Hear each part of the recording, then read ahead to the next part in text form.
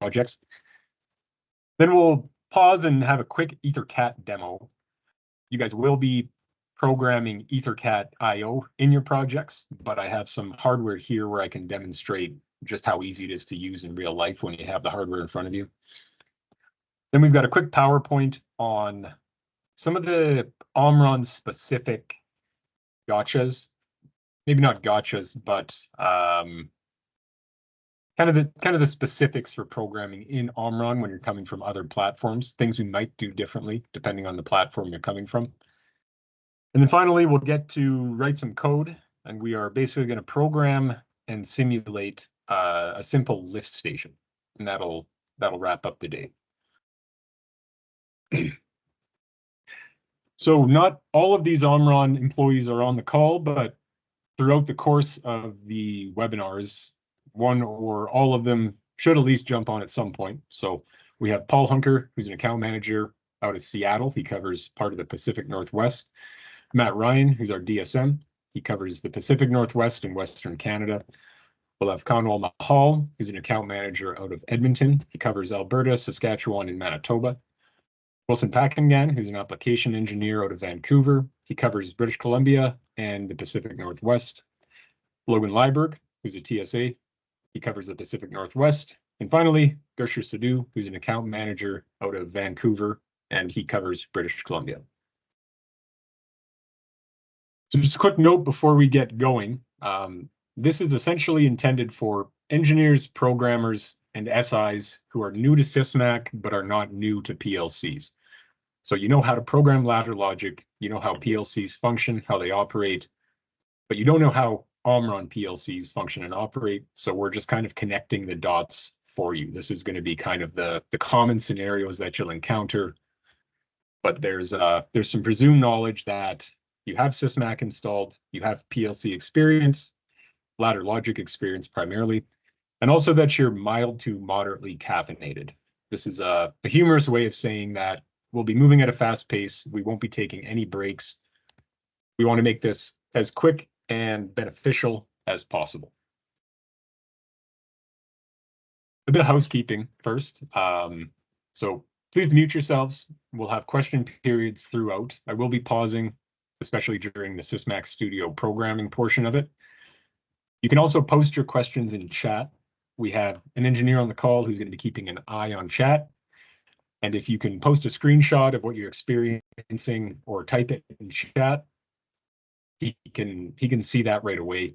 If it's something that would be better articulated through your microphone, you can wait until we pause and you can bring it up. We don't want to have kind of 25 people shouting out their issues at the same time. So after each class, there will be a completed project sent out. So if you miss a class or your colleague misses a class, we will have a program sent out that you can open on your computer for next class, and you can pick up right where we left off. These will all be recorded and put on YouTube. I don't monetize these, but this is just a very easy way to share them and reference them in the future. These links will be up there indefinitely. You can bookmark them. And if you encounter Ethernet IP in the future, for example, you can go back to the session where we covered Ethernet IP, and you'll have a good point of reference. Finally, if you have an external monitor, it will be very beneficial. There are a lot of situations where I'm going to be demonstrating something on my screen. You guys will be watching it, and you'll need to replicate that on your Sysmac Studio. So if you have an external monitor, I suggest you use it. And finally, just a bit of a reminder here. This is not official Omron instructor-led training. This is a very condensed engineer-led training. We don't offer certificates for this training. However, we do have an official training department, and if you are interested in furthering your training, we do have courses in Sysmac and the various aspects of Sysmac, and they range in time from 2 to 5 days. You can reach out to your account manager or distributor for more information on that. So just as you have to often watch an ad on YouTube for a free video, we do have to throw a quick sales pitch in the free training. It will be quick, I promise. So Omron at a glance, we are over 80 years old at this point. We're 7.5 billion in annual sales. We have 200 offices in 150 countries, approximately 36,000 employees, and our business is about 40% industrial automation. It is the largest sector of our business, so it is a huge focus of Omron. And we invest approximately 7% back into R&D to stay current with industry trends and develop new products. Now, kind of a short glimpse of where our product offerings are. We have quite a wide variety of products. So automation and control systems, that's what we're going to be dealing with in this webinar. So think PLCs and HMIs. We also deal in motion controllers, things like that. Control components, power supplies, temperature controllers, panel meters, that sort of thing. Switching components, buttons, switches, limit switches. Machine safety in the middle here. We have quite a wide portfolio of safety products, from area scanners to safety PLCs to safety monitoring relays. Robotics, motion and drives, so VFDs, servos, collaborative robots, mobile robots, SCARA robots, quite a wide robotics portfolio as well. Sensing, photoelectric, proximity, capacitive, vision sensors, loads of sensing products. And sensing, as far as code readers and RFID goes, we have a lot of vision-based code reading as well as RFID-based code reading. So what is Sysmac? It is a system for machine automation control.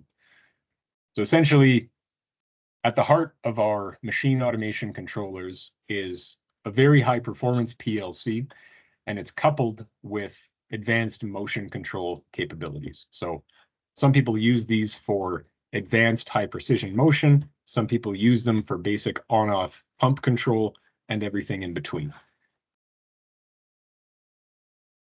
Sysmac is a truly integrated architecture. So our philosophy is that we have one controller, we have one piece of software, and we have one connection. So you could have one Sysmac Studio project file with your motion, your vision, your safety, your robotics, all in the same project file, and you can access them all through one connection. A quick overview of our PLC lineup, focusing primarily on the NX controllers.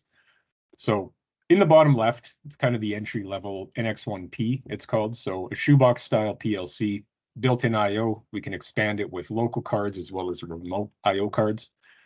Moving up to the NX1, this is kind of the one size fits all PLC. Where this starts to differ is this gets very heavy networking capabilities. So dual Ethernet, OPC UA, SQL, SIP safety.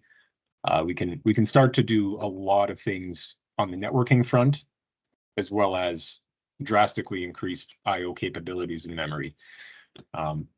Now on the top right, the NX7 and the NX5, these are very high performance PLCs, loads of memory, loads of motion capabilities, as well as networking capabilities. So kind of where you would make the jump between an NX1 to an NX5 would essentially be on larger systems or systems that are very data intensive.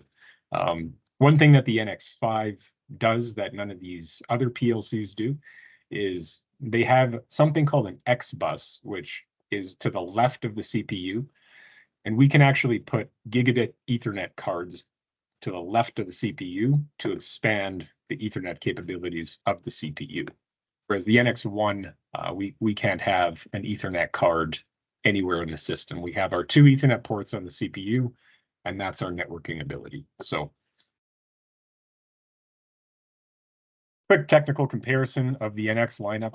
At the bottom of the totem pole, the NX1P2, you're talking 2 megabytes of memory, 3.3 nanoseconds for a ladder diagram instruction. Kind of scales up to the NX7, where you're working with 80 megabytes of program memory, 256 megabytes of variable memory, and your fastest in class ladder diagram instruction execution. So NXIO We'll mention this a lot, and you guys will be adding this to your project as well. They are the slice IO that the NX PLCs use. So they come in two flavors if you want to use them remotely. So EtherCAT and Ethernet IP. We can have up to 63 of these slices on a coupler if your PLC allows it. You couldn't do that with an NX1P2. And they are commonly used with third-party PLCs as well. So a lot of people want to cut down on the cost of their bill of materials. They'll grab an Ethernet IP coupler and move all of their IO onto the Ethernet IP network to drastically cut down on their bill of material costs. The categories of IO that we have in the NX-IO lineup, IO link, masters, serial communications. We can put an RFID unit on it if you need to read RFID tags. Digital and analog IO, 4 to 20, 0 to 10, pretty standard stuff there. We can take load cells, temperatures. We also have a temperature controller card, which is effectively a temperature controller squeezed into an NX-IO slice, as well as position interface IO, so encoders, high-speed pulse, counters, that sort of thing. One last slide here before we dive into Sysmac. One of our relatively new products that we came out with for remote connectivity is our RT1. So this is commonly used for remote system maintenance and remote system connectivity. So it's managed through a web interface. You connect using a web plugin, so we don't have to maintain another piece of software on your computer. It's all accessed through a web browser. The connection is done through a web plugin.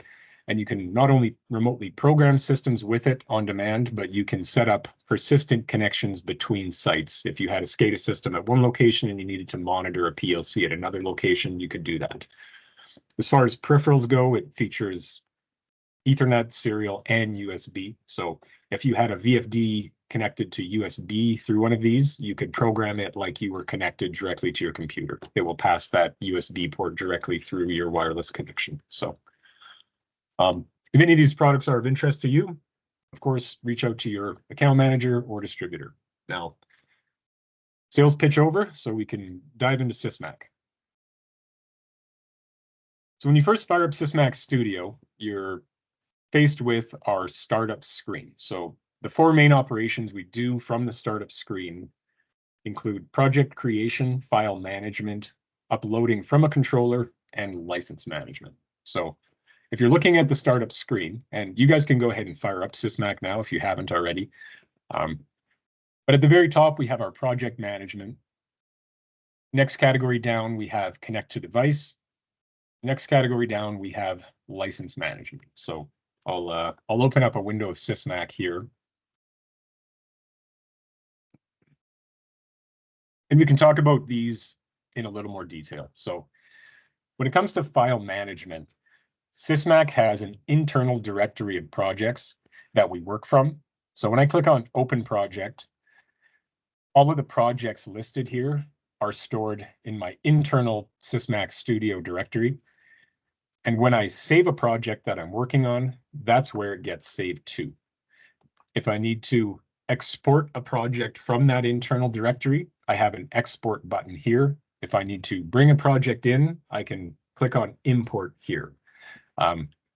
If you are sent an SMC2 file, which is our file format for Sysmac, you can also just double click on it and it will open it for you in Sysmac, but you won't be working from that SMC2 project if you were to save it. It would save it to the internal directory. Now, a recent update allowed us to work directly from SMC2 files, and that's what this little checkbox down in the bottom left is. So if you would rather work with an SMC2 file directly instead of your internal Sysmac directory, you can do that.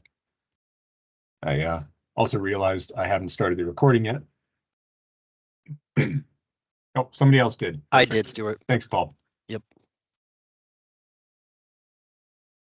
Okay, so connecting to a device, this is what you would do if you encountered a PLC in the wild, or you haven't connected to a PLC before, you're starting a brand new project and you just want to get the controller and the firmware correct. You can connect to the device. Now we have a few options here for connecting to a device. So direct connection by USB, pretty self-explanatory.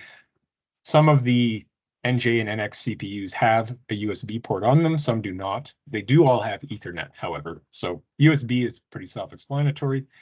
Direct connection via Ethernet, however, is something you can use when you don't know the IP address of the controller you're connecting to.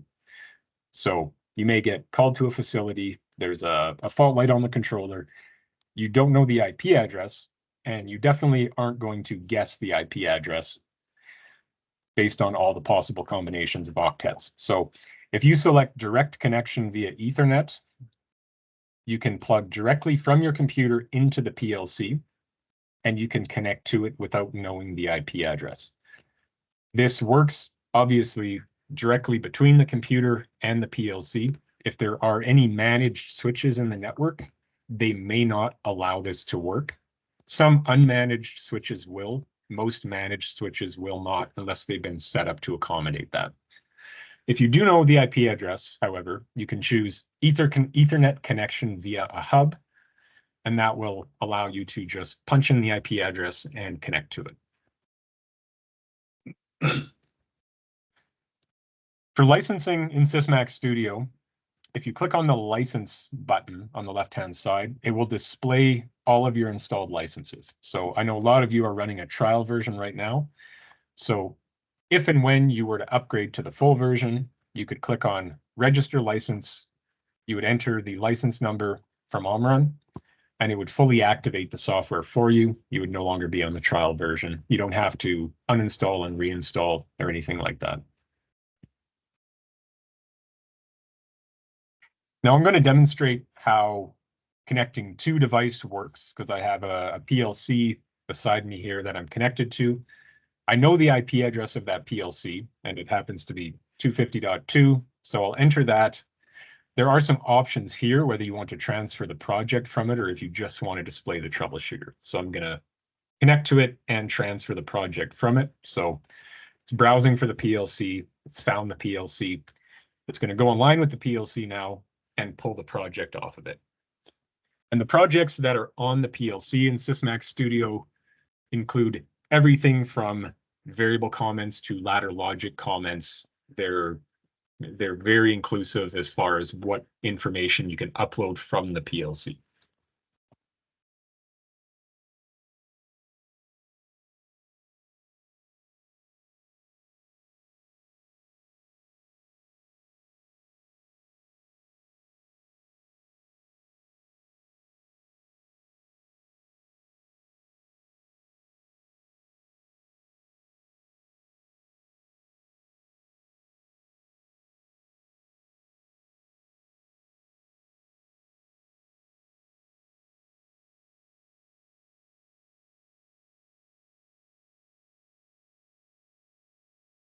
So it's pulled the project off the PLC, and now I can work on it as if I had the project when I went to the facility. So ladder logic, variable comments, all of that stuff. So I will come back to this window. Now I'll get everybody to play along now. We are going to create a new project in Sysmac Studio. So if you click on New Project, this window will pop up, and you will call the project name Lift Station. You will be listed as the author, not me, and you can choose the NX102 9000 as your controller, and really any version will do. I just picked 1.40 when I was making this presentation, so everybody can go ahead and create a new project with those fields filled out accordingly.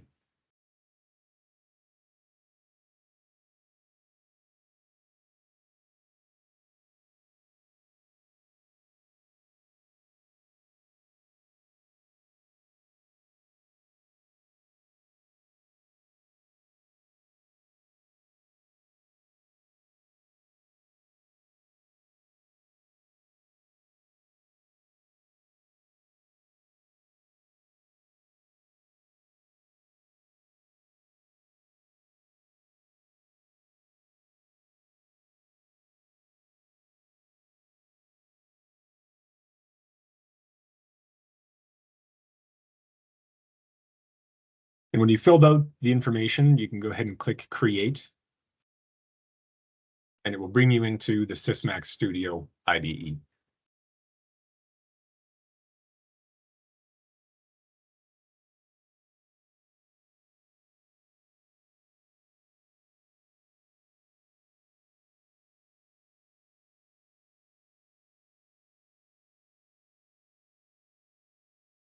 And before we move on, did anybody have any issues creating their project?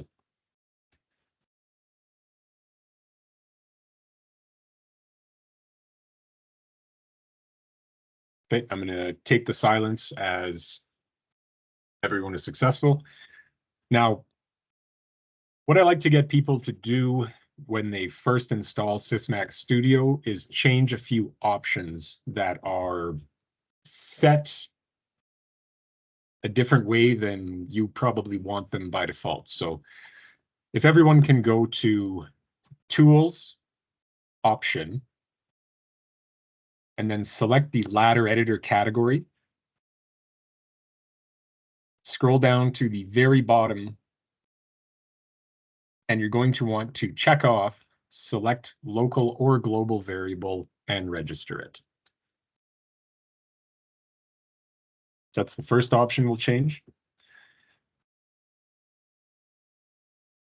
And then in the variables category, I'll get everybody to check off when changing a variable name on the variable table, you want to change the variable name used in programs.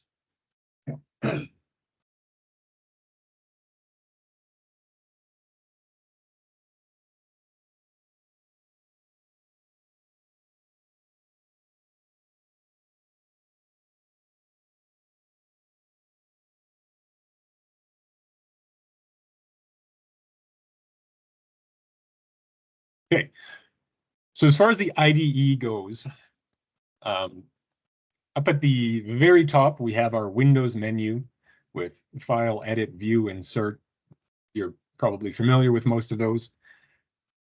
Then right below that, we have our toolbar. So these are essentially shortcuts to do things like go online with your PLC, synchronize with your PLC, turn variable monitoring on or off, build your project, that sort of thing, access the troubleshooter. Everything that's in the toolbar is also located, can also be accessed from the Windows menu. Now, in our Multi-View Explorer on the left-hand side, the very top item in blue here is the device list. So if we had a vision system, an HMI, 5 PLCs in our project, this is where we would select the device that we want to currently work on. And below that, when we have a PLC selected at least, we have the hardware setup on the top. So this is things like your EtherCAT network, your Ethernet IP settings, motion control setup, task settings, data traces, that sort of thing. And then in the programming section, we have everything to do with programming. So global variables, programs, sections, function blocks, functions, that sort of thing. Now, in the center of the screen, what I have displayed here is the programming environment, but it's essentially the edit pane. So whatever you have selected in your Multi-View Explorer, you're going to be able to work on and manipulate in the edit pane in the center here. The toolbox on the right-hand side is going to change based on what you're working on. So if you're in ladder logic, as you can see here on my slide, there are ladder logic instructions, programming instructions available to you in your toolbox, categorized based on what they do. And you'll be pretty familiar with those very soon. At the bottom of the screen, we have our accessory windows. So if we have a watch tab open, that would be there. We have our build window, we have our output window, we could have our cross-reference window open, our watch tab table. Again, it's something we'll be working with quite a bit, you'll get familiar with, but that's essentially the layout of Sysmac Studio. This may look slightly different from yours because I have a simulation running in this picture. And when you are simulating, the simulator controls will be populated right underneath your toolbox. So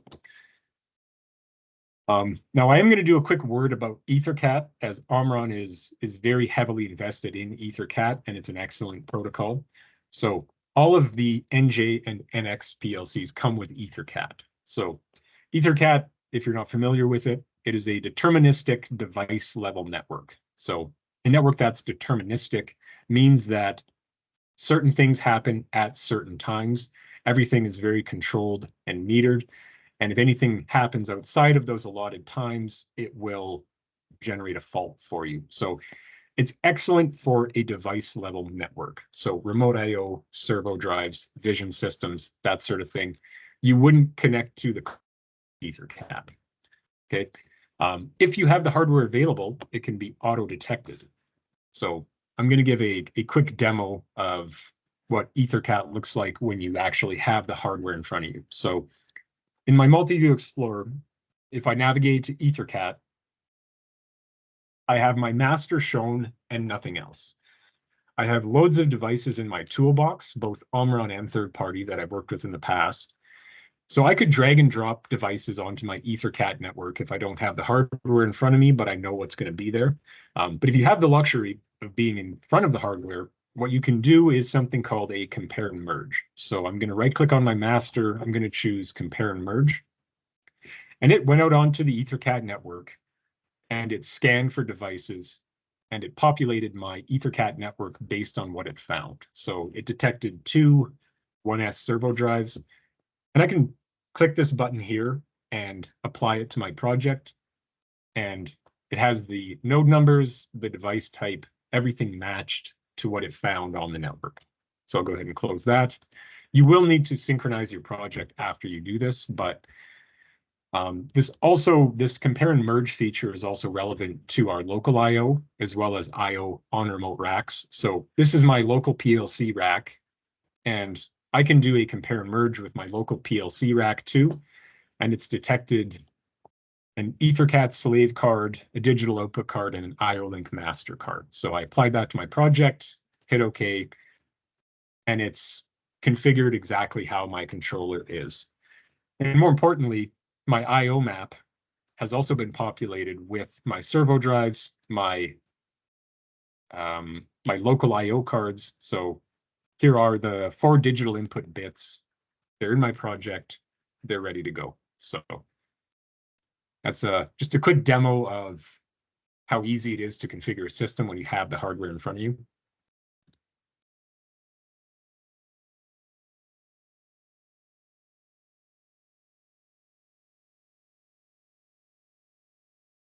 Okay, so now what we're going to talk about is some PLC specific stuff with NJ and NX PLCs. So we support ladder diagram and structured text. We follow quite closely to the IEC 61131 standards of programming and data types. One thing that we do that can be a huge time saver for you is we do support structured text and ladder logic in independent programs. But we have a feature that's kind of the best of both worlds, and it allows us to embed structured text in our ladder logic and conditionally execute it. So looping things, doing operations on arrays, doing equations where order of operations is important. Structured text tends to outshine ladder logic for these situations. And we can conditionally execute a chunk of structured text in the middle of our ladder logic. Now, as far as variables go in our PLC, we have local variables and global variables. Now, when you create a variable, most of the time it's going to ask you if you want to make it an internal or a global variable. And what this affects is the scope of the variable. So in red here is the scope of a global variable. It can be used in any program, any section of any program in your entire PLC. If you create a variable as a local variable, it can only be used within that program. So in this example, there's a program called demo move linear circular, and there's a local variable in the trajectory project. And that can be used across any of these 4 programs, but it cannot be used in, let's say, section 0 of the initialization program. So Any variable that you want to use for networking or on an HMI also needs to be global as well.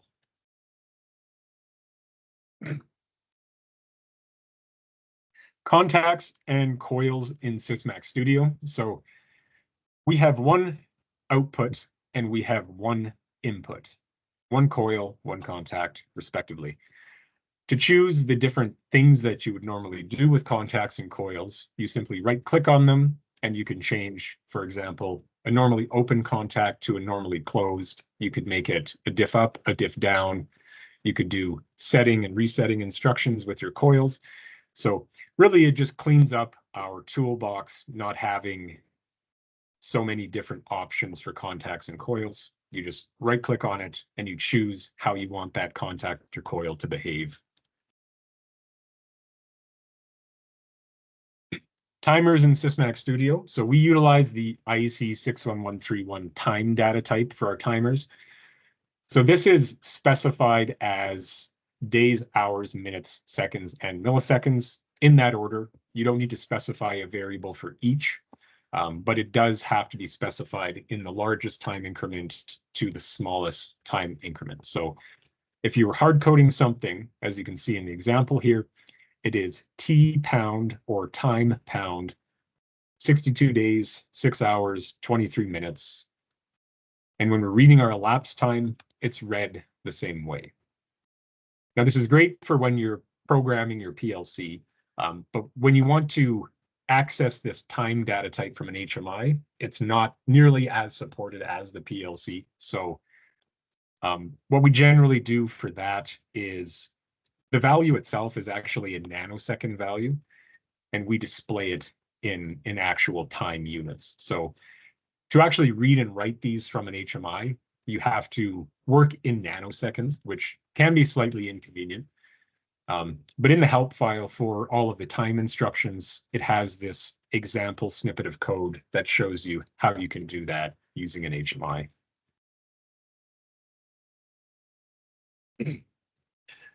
Constants in our PLCs. So we specify constants by the data type pound value. So a real number, pound 3.14159, for example. If you just typed 3.14159, your project wouldn't compile. So it's good practice to just get in the habit of typing the data type pound the value. Constants can also be expressed in binary or hexadecimal if you need to. And you do this by, for example, binary would be int pound 2 pound the binary value. So the data type pound the number base pound the value in that number base will get you the number that you're after. So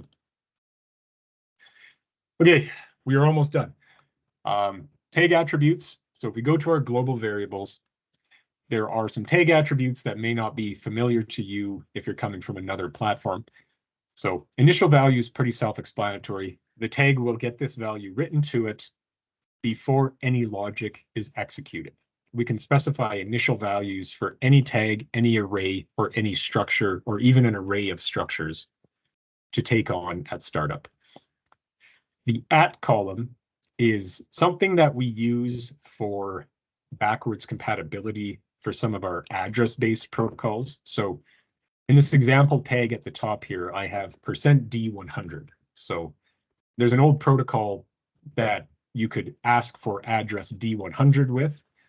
And if this PLC received that request for address D100, it would reply with the tank level tag, and it's going to map it to D100. The retained attribute, pretty self-explanatory. If we lose power, do we keep this value or not? Now, the battery in our PLCs does not affect the retention of variables. That's only for error logs and the internal clock of the PLC. We can also make things constants. If something is checked off as a constant, you cannot write to it in ladder logic. Your program will not compile. The network publish column, this is something that we'll go over on the networking and communications day, but this is primarily for Ethernet IP and OPC UA availability. Okay, this is our second last slide on informative topics, and then we're going to dive into Sysmac. So data type requirements in Sysmac. Some platforms will convert data types for you. This can, in some cases, cause problems. Sysmac PLCs are pretty picky about data types, and you do need to be conscious of them. So instructions that require a specific data type are going to state that data type when you mouse over the parameter. So on our counter instruction here, if I moused over the PV, it's going to tell me that this needs to be an integer. On our move instruction, if I mouse over in or out, it's going to tell me that this works with any data type. So I can move words, reals, double integers, any data type. Now, more complex instructions will actually go beyond elementary data types and into complex data types. So we will cover structures on day 3, but if you see a rather strange looking data type requirement on an instruction, that is a structure. And when you create a variable, when you type a tag name there and you create that variable, it will make it the correct structured data type for you.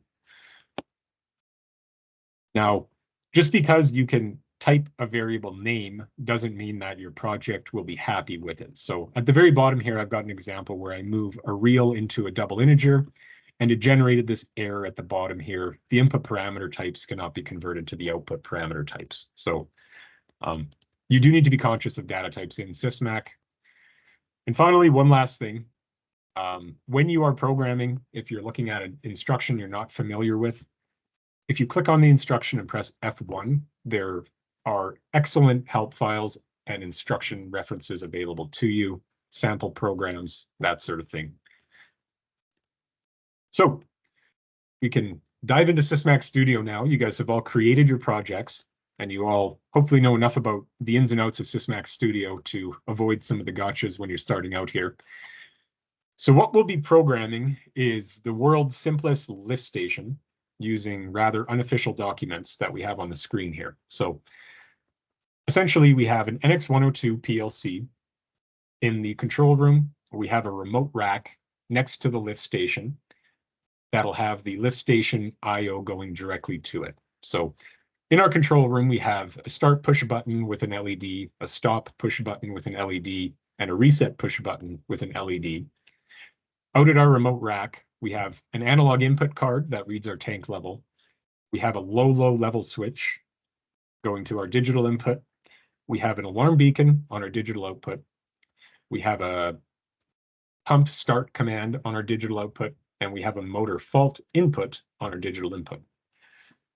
So this is these slides have been distributed to you. You should have gotten a drive link before the session. If you want to have this open as a reference, you're more than welcome to open it up, but we'll walk through tagging the I/O and programming it as well. You don't need to screenshot this or anything like that. So the first thing we are going to do is add our remote rack to our PLC. So in your Multiview Explorer, you can double click on EtherCAT, and that will open your toolbox up to the EtherCAT device category. Now our terminal couplers are our remote I/O couplers, and we're going to grab an ECC202 and we're going to drag and drop that right on top of our master. So I'm going to play along with this as well, with the project here.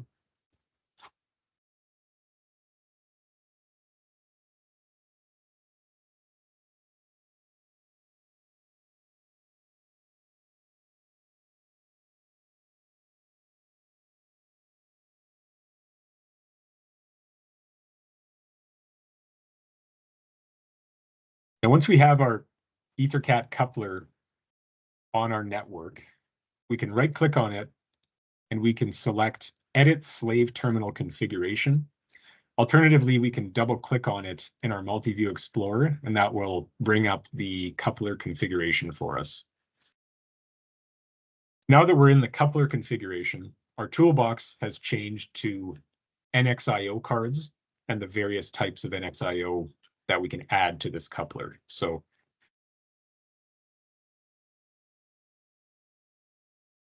We are going to have, the first card is going to be a digital input card, which is an IA3117. I think that's the first card in the list, which is why I picked it. We'll go to digital input device, IA3117, and we can drag that onto our coupler, or you can double click on the name of the card and it will put it into your rack based on where your selection is on the rack.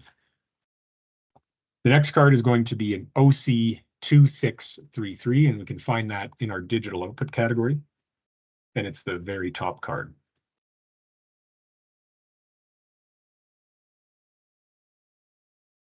And finally, we have an analog input card, which will be in the analog input device category. And again, it's the very first card.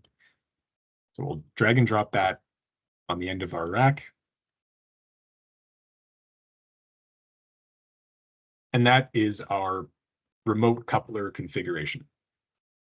I'll pause here just for a second. I'll change my view to show the names of the cards instead of the pictures of the cards. So I'll give everyone 2 seconds to catch up here. If anybody's having any issues, now would be a good time to speak out.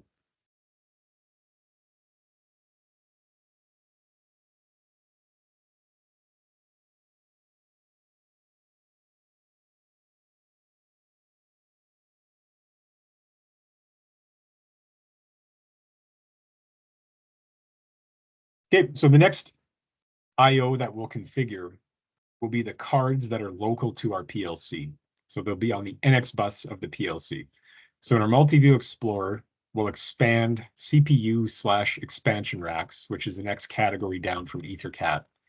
We can double click on our CPU rack, and this will open up basically the exact same interface with the exact same cards, but we're going to be dropping them onto our PLC instead of our remote rack.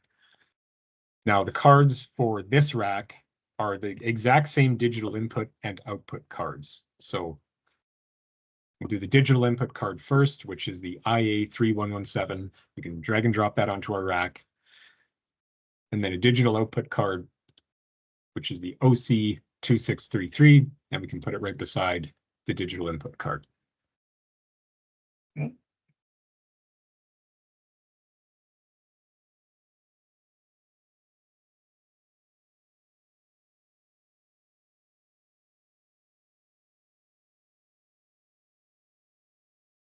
Anybody need some more time? Yeah, how did you get to that view with the unit 01 as you're showing there? I'm sorry, I didn't get that. Oh, so switching between the names of the cards and the pictures of the card, is that what you mean? Yeah, I'm seeing the actual, like the... You're seeing it Yeah. look like that, yeah. Yeah, so if you right click on anywhere in the rack, actually, if you right click, you can do, you can select show model unit/name. And that will give you the names of the cards. There's also a nice tooltip here on the end if you're in the process of designing your panel that will tell you the configuration information, the width of the rack with all of the selected cards.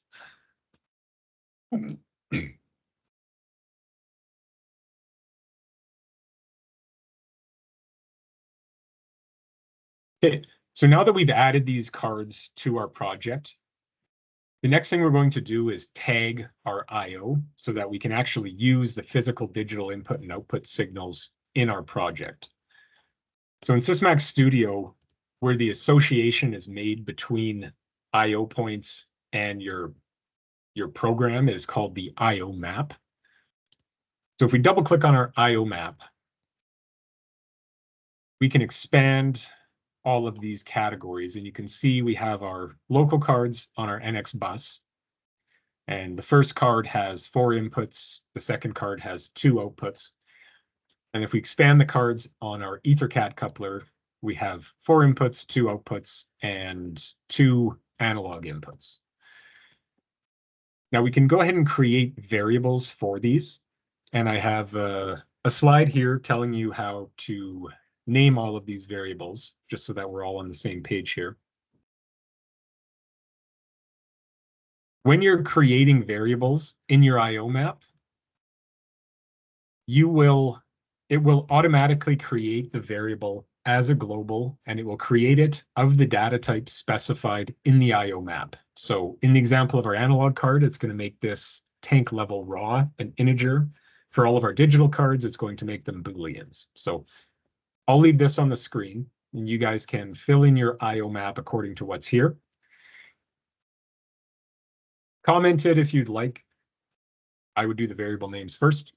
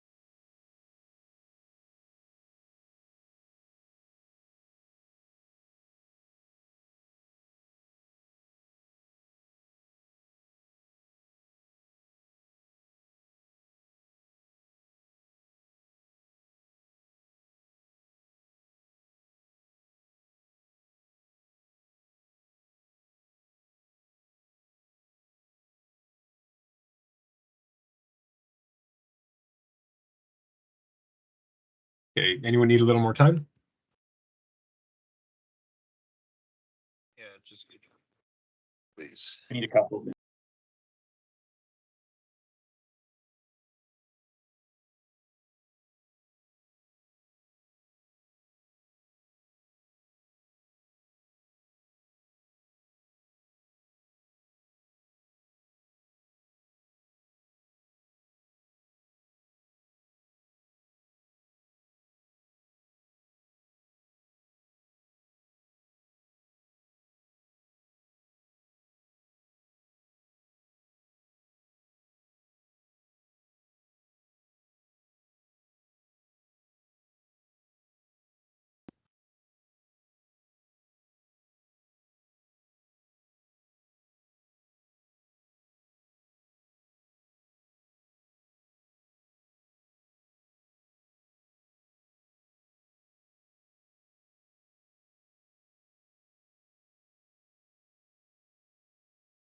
Okay, everyone good?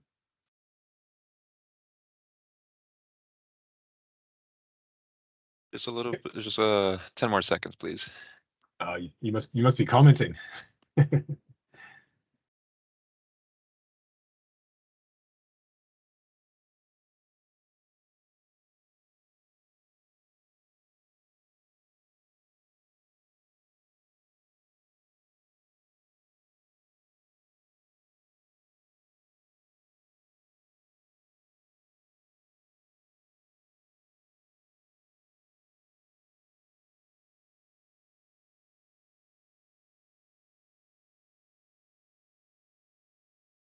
You just let us know when you're done. I am good, thank you.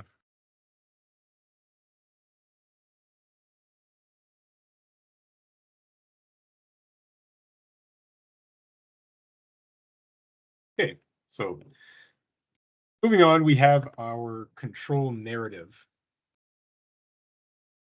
Essentially how this lift station is going to run, it is at startup, which is our first run bit, meaning the PLC just entered run mode. Could have been a power bump. It could have been the first time you're ever starting this system up.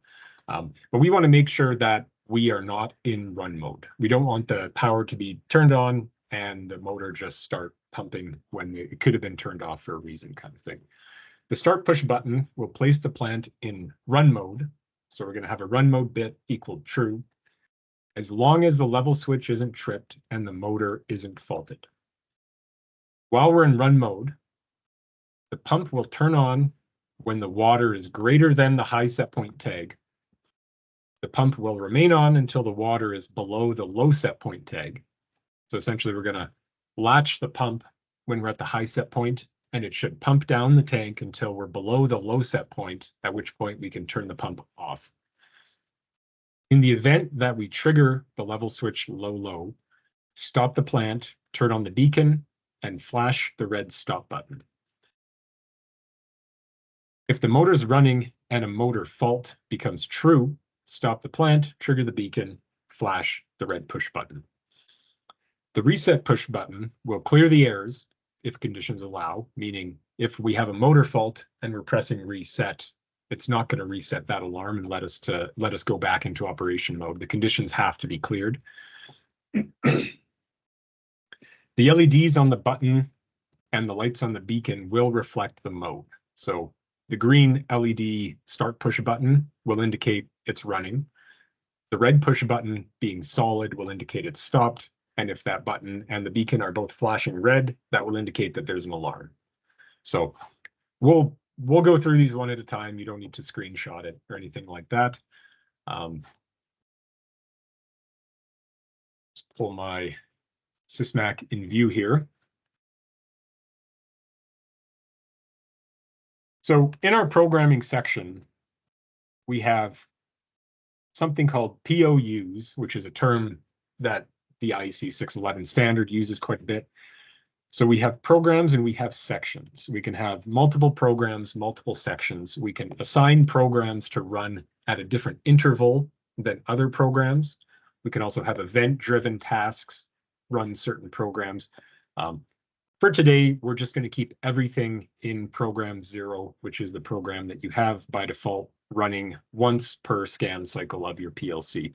So I'll get everybody to right-click on program 0 and select Add and Section. Now we'll right-click on section 0 and we'll rename it to tank_level. So that'll be the program where we do our analog scaling.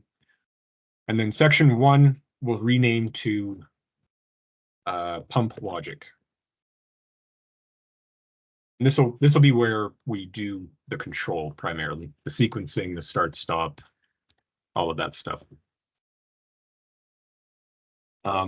If we expand the data category in the programming section, this is where we access global variables and data types. So global variables, anything that you declare in your IO map or anything that you declare as a global variable will show up in your global variable list here. So everything there currently should just be what you tagged in your IO map. Once we start making variables, this will fill up with variables as we go. Data types, we can make our own data types, and we're going to do that on day 3. But for today, we're just going to leave that alone. So I'll get everybody to go to the tank level program.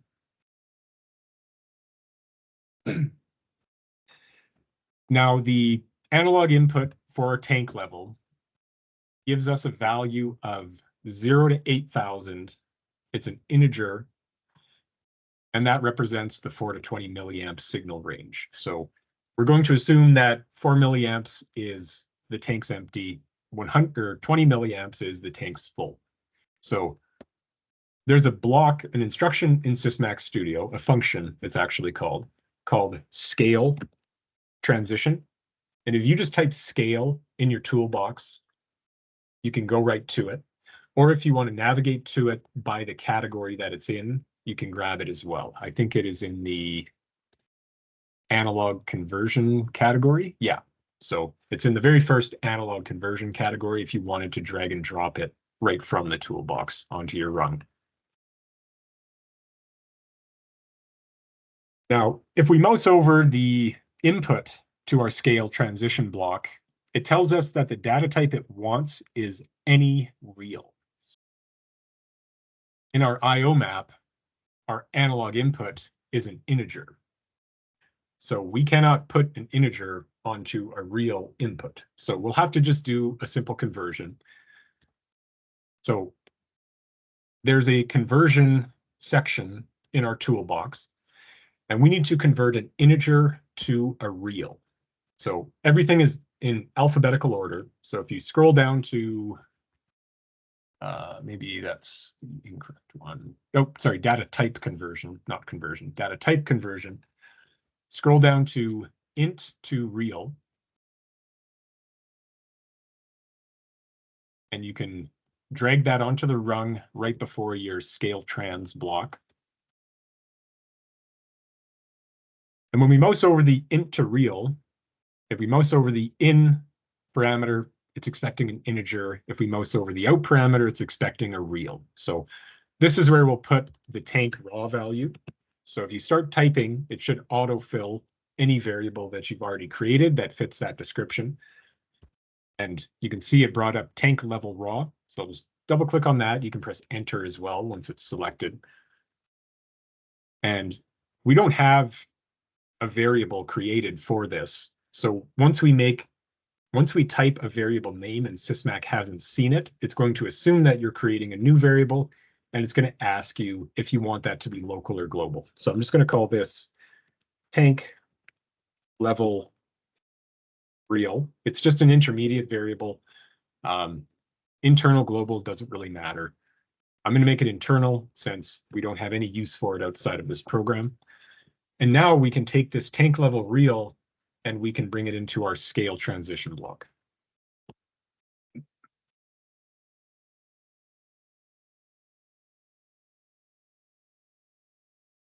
Oh, I'll zoom in on the logic here too.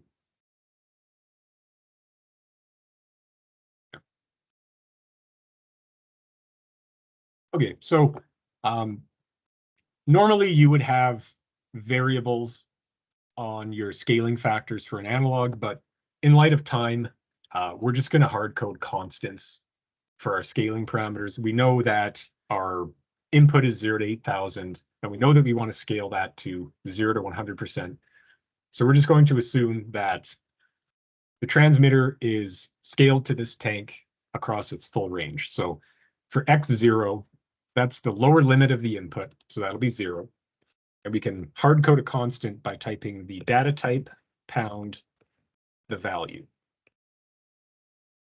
Y0 is what we are scaling to the low range on the output, which will be 0 as well.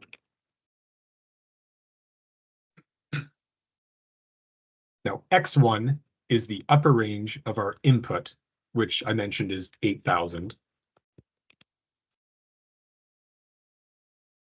And y1 is the upper range of our scaled value, which I mentioned we wanted 100% to be our 20 milliamp value. So I'll do real pound 100.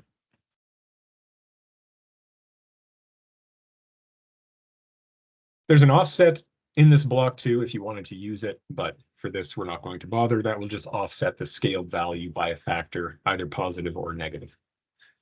Now, the output of this block is the actual final scaled value. So we'll create a global variable for this, because this is something we'll likely reference on our HMI in the future. So I'm going to call it tank level scaled.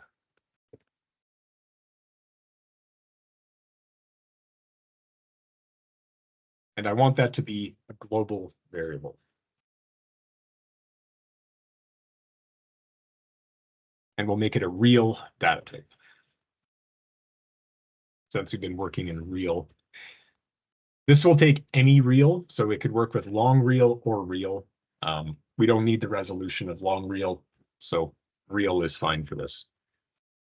Okay, so now that we've done our, actually, let me pause there. Does anybody need some more time to catch up there?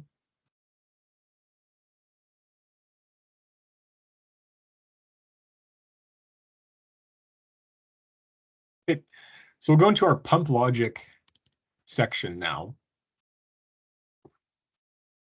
Now for basic Boolean instructions in ladder logic, there's a category in our toolbox called ladder tools. So this has an output and an input, a coil and a contact, if you will. This has inline structured text. It has the ability to drop a new rung, jump and label instructions, and a function block. So if you knew like an on delay timer is TON, you could just drop a function block, type TON, and it would get you an on delay timer, for example. So I'll get everybody to kind of remember our control philosophy for now. So at startup, which is the tag P_first run, the plant is in stop mode. So P_first run is a system bit, and run mode equals false is something that will create. So I'll get everybody to drag an input on the left-hand side of the rung.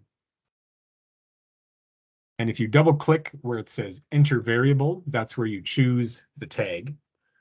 And if you start typing P_, you can see a lot of the system bits there. And first run is right up at the top. We'll double click on P_first run. And our control philosophy states that it should set the run mode false. So we'll do an output. The hotkey for output is O, and the hotkey for an input is C if you're a hotkey programmer. And our output is going to be run mode, and we'll create it as a global. And if you remember from the PowerPoint, if we want to change how a contact or a coil functions, we simply right-click on it, and we'll choose reset instruction. Now, this should be false on startup because it's not retained, but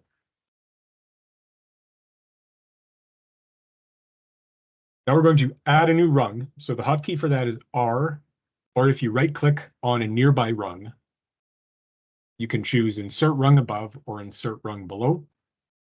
So I like to just dump a couple of rungs on a program when I'm starting off, just so I don't have to keep dropping them in there. So the start push button will place the plant in run mode, which is run mode equals true, as long as our level switch isn't tripped and the motor isn't faulted.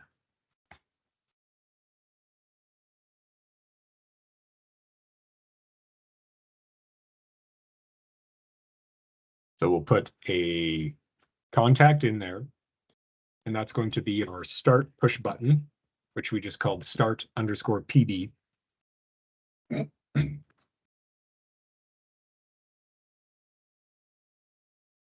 And if we don't have the level switch and we don't have the motor fault, so I'll put two contacts in there, and I need to invert those contacts to normally closed, meaning the level switch input is false and the motor input is false. So the / is the hotkey for that, or you can right-click on it and choose invert. So this will be our LSLL, and this will be our motor fault.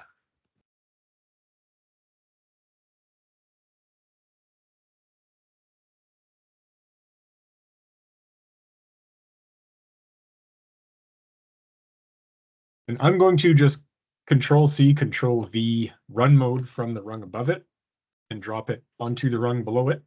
And then I can just change that to a set instruction, and that saves me from having to retag it. You can copy instructions, you can copy rungs, you can copy multiple instructions. Just makes programming a little easier.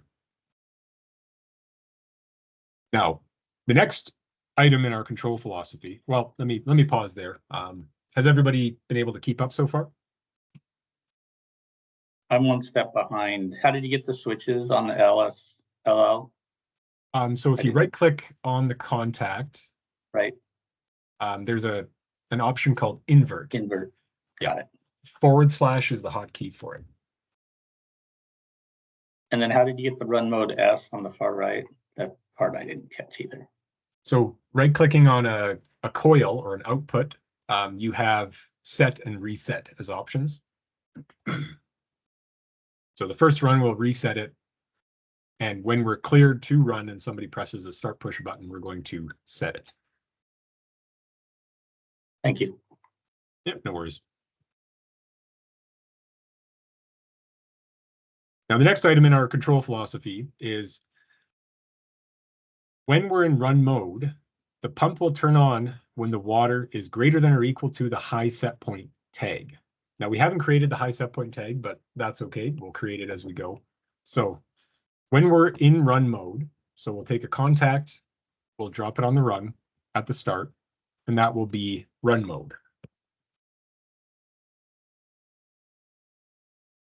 So when run mode is true and our tank level, which we figured out in our tank level program, that was tank level scaled, is greater than our high set point will turn on. When it's less than our low set point will turn off. So we have in our toolbox a comparison category. So I'm going to grab a less than or equal to, drop it on the run. And I'm going to actually program this on one run. So if I want to do a branch, the easiest way to branch an instruction, either an input on the input side of the run or the output side of the run, is to drag and drop right on top of an instruction where you want to create the branch. So I'm going to take the other instruction and I'm going to drop it right on top. And these should actually be switched, I think. Yeah, so we want to give priority to the less than, meaning it's analyzed after. So now our tank level scaled is going to be our in one on both of these comparison instructions.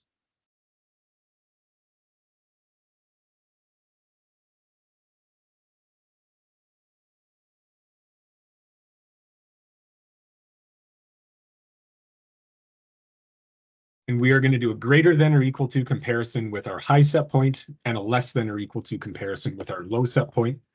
So we're going to have to create variables for that. So if I just type, I'm on the greater than right now, so that will be high set point. I just did HI_SP. That'll be a global variable because we're going to want to adjust that from our HMI. The data type is going to be real because we're comparing it with a real. Our tank level scaled is a real.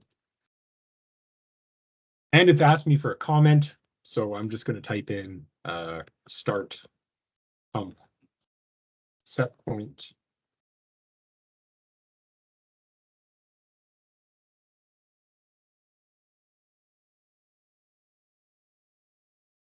And we'll do the same thing for the low set point on the less than or equal to instruction.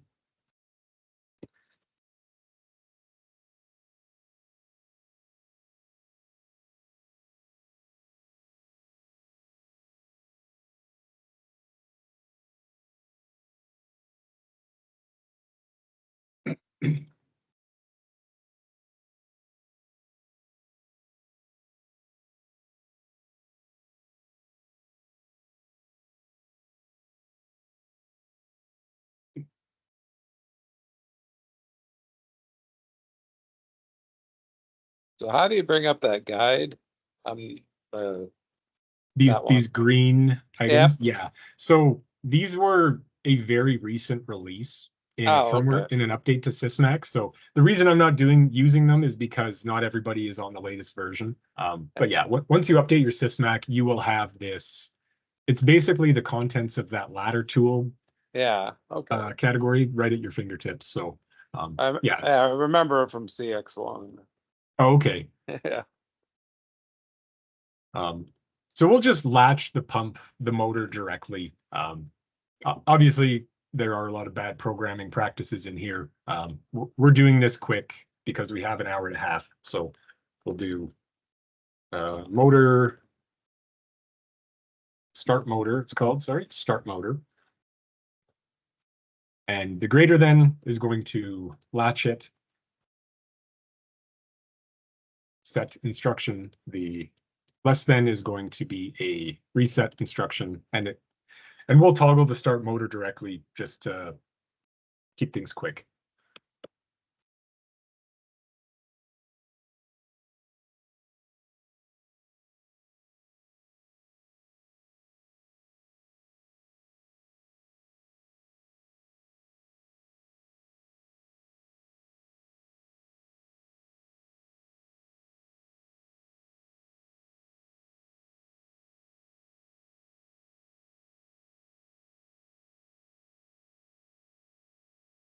Okay, everyone good on that rung?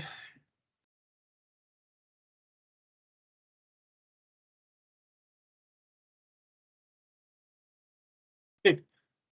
So the next item in our control narrative is in the event that our level switch is triggered, we stop the plant, trigger the beacon, and flash our stop push button. Number 4 and number 5 both do the same thing. So we're just going to program these together using like a centralized alarm bit just to expedite things. So when we get either the motor fault or the level switch, we're going to set off an alarm essentially and stop the plant.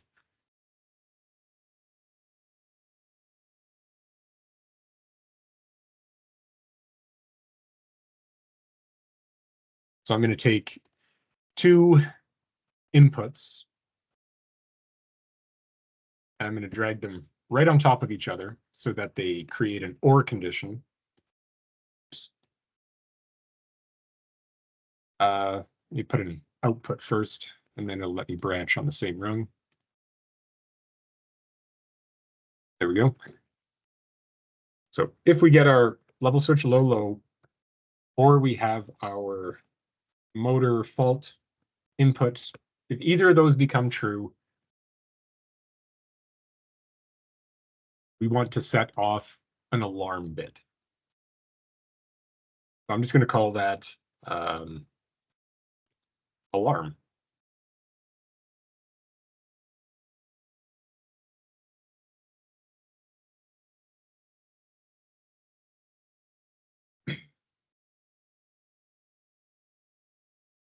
And I'm going to make that a set instruction because if for some reason the level switch low cleared, I want to know that the plant was in alarm at some point, even if the tank had filled back up by the time I got there. Is that a global variable? Yes. Yeah, well, when in doubt, create a global. You can quite easily move them between global and local, but you can use a global as a local. You cannot use a local as a global in some cases. So when in doubt, just make them global.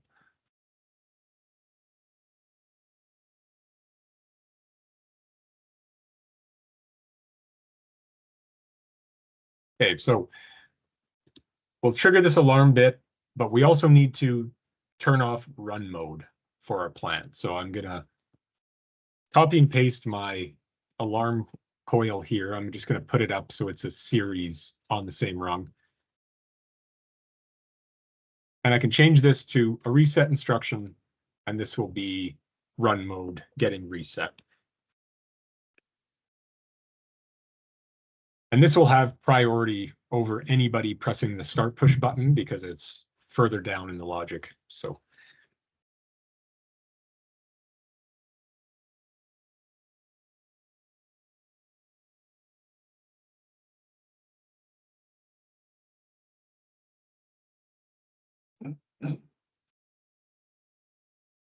the next item in our control narrative is the reset button will clear the errors if the conditions allow.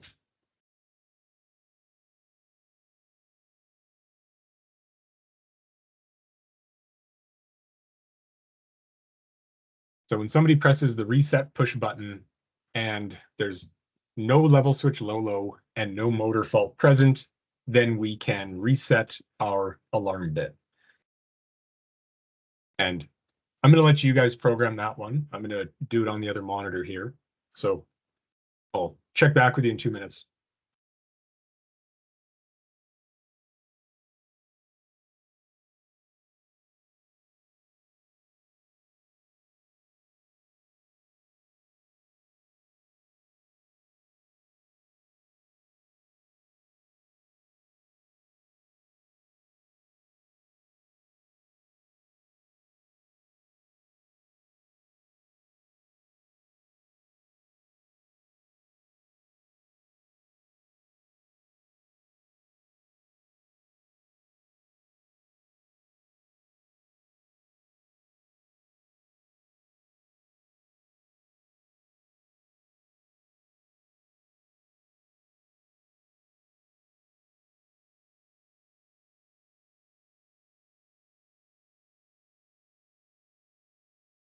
I just saw your question there, Mark.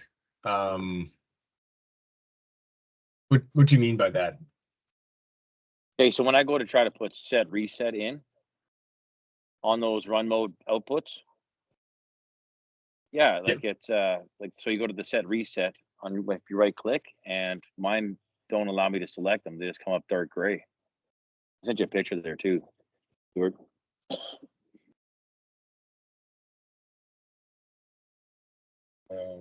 So if you go to say if you go to your ladder 0 or go to rung 1 or go to rung 0, you got the red reset and set on your outputs. Yeah, so I right click, right, and then I go to set reset, and then it doesn't give me that option. Oh, were you going to this set reset down here?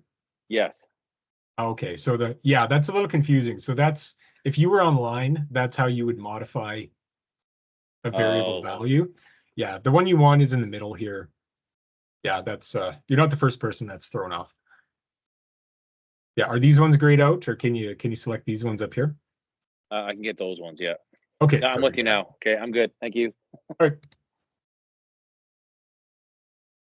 Okay, so I programmed my fourth rung to reset the alarm. If you would like to program it a different way, be my guest.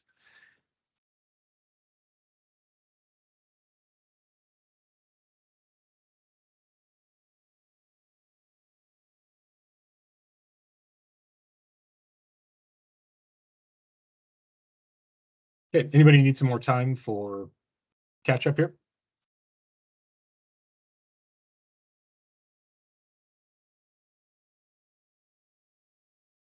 Okay, well, we'll finish this off here in about 2 rungs, and then we can simulate it and hopefully have you guys out of here right on the 30-minute mark. So the last item in our control narrative is the LEDs on the buttons and the beacon will reflect the mode. So the green LED indicates that we're running. The red LED, and these are the LEDs on the push button. If it's solid red, it indicates we're stopped. If it's flashing red, it indicates there's an alarm. And we also want to flash the beacon if there's an alarm. So if you want to minimize teams and take a crack at this yourself, you're more than welcome to. I'm just going to kind of program it the quickest way possible here because we are getting short on time here.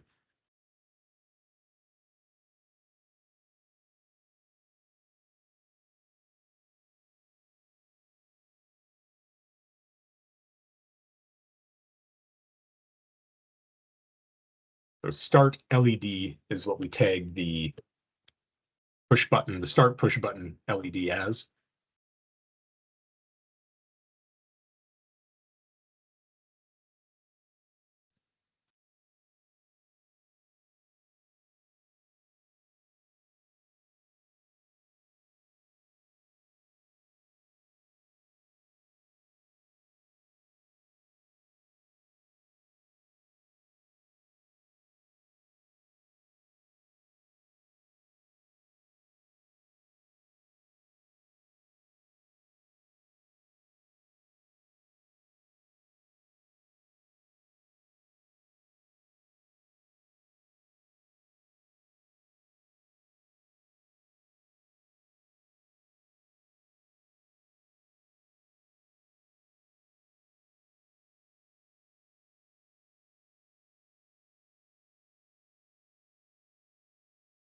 There's also a function in Sysmac Studio where we can pull a clock pulse from the built-in clock. So it's actually a function, and the category that it's in, let me see if I remember this.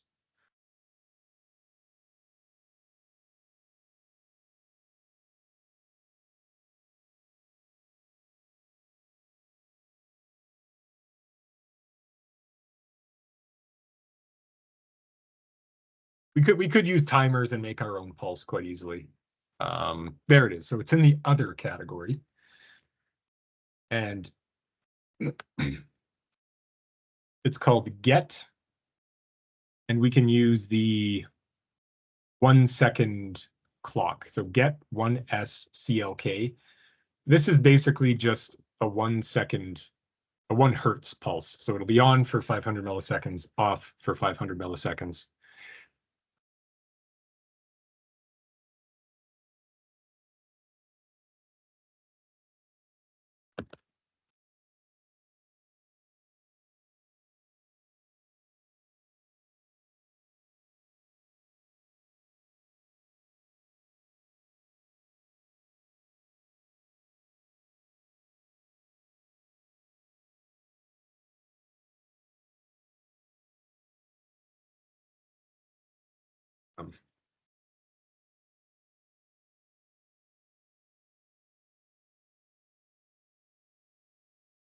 Okay, so if anybody was having trouble setting up a branch like I have on rung 6 here, just a reminder, you dragging a contact on top of another contact or any instruction on top of any other instruction will create the branch you need.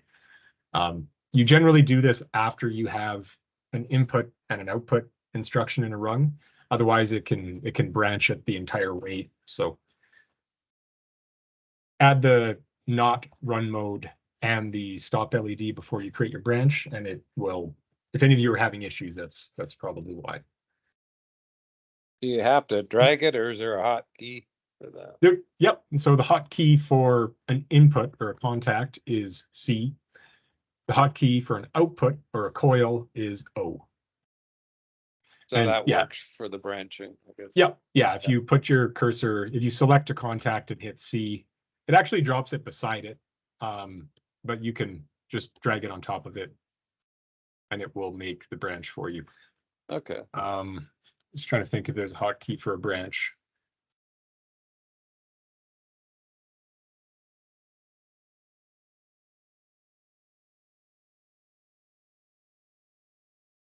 Yeah, I don't believe we have a hotkey for a branch. Ah, that works. So I had a quick question about the run mode alarm on rung 3. Yes. So normally I would put that under the alarm, the run mode reset, but it's just like that. Yeah, Yep, that works too. that works the same. Okay, I'm Yep. just checking. Yeah, we can series output conditions or parallel them. The only Okay. limitation is you can't have an output condition and then an input condition and then an output condition. So, Okay, yeah, okay. but yeah, if you prefer paralleling them, that's it's your program, your rules. So, Yep, thanks. okay, anybody need some time to catch up? Okay, so we got 2 minutes left, which should be enough time to simulate our lift station. So I'll get everybody to go up to, in the Windows menu at the top, we have simulation, run. You can click on that. Now, the first time it builds your simulator, it takes a bit longer than sequential times. And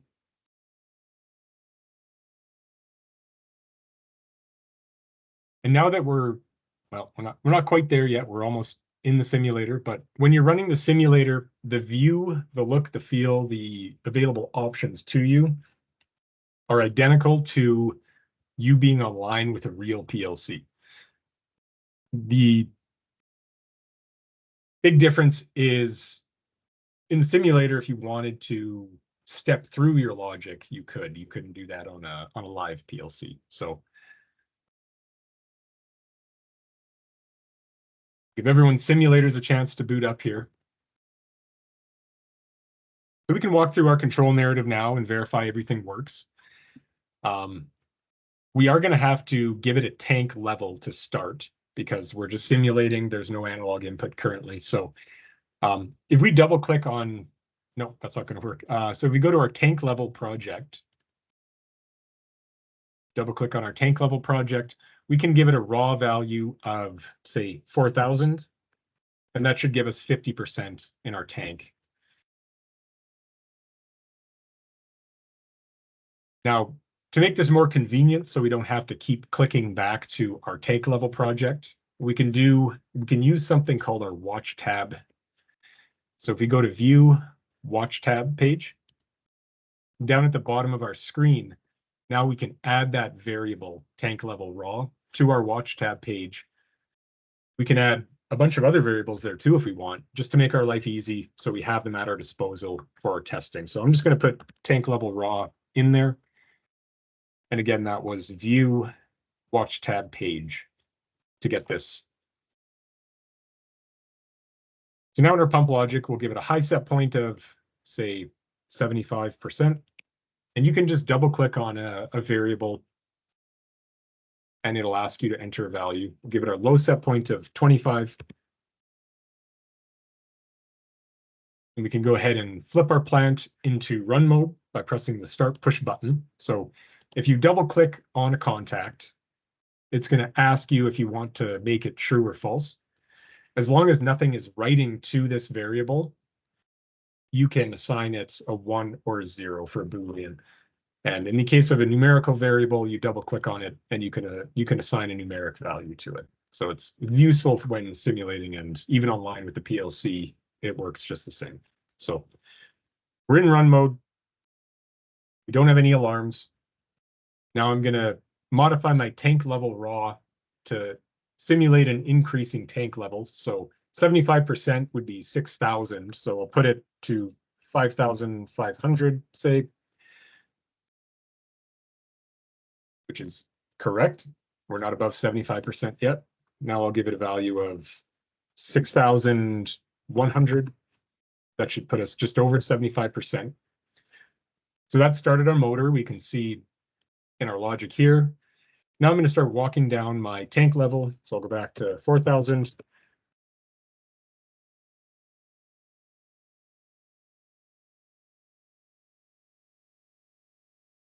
And, oh, that's 400. That's why. Okay. So I have to repeat that test because I fat fingered something. So we'll turn it on. We'll go down to 4,000. Our pump stays on. Let's drop to 25%, which should be about 2,000. So I'll give it a value of 1,800. But delete the old value first. And that turned our motor off. I'll bump the tank level back up to 7,000. So it turns on our pump. And now I'm going to simulate a motor fault. So if I double click on motor fault, I can do it from here, or I could do it from the IO map as well. I'll give us a motor fault. True. That kicked us out of run mode, and you can see that our stop LED and our beacon are flashing. So we are out of time. I'm going to hang out on the call. If anybody needs to jump off, that's fine.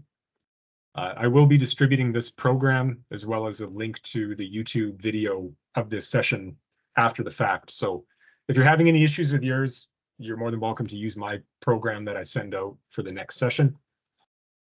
So if you have to jump off now, go right ahead. If you want to stay on, have any questions, any issues, keep simulating, you're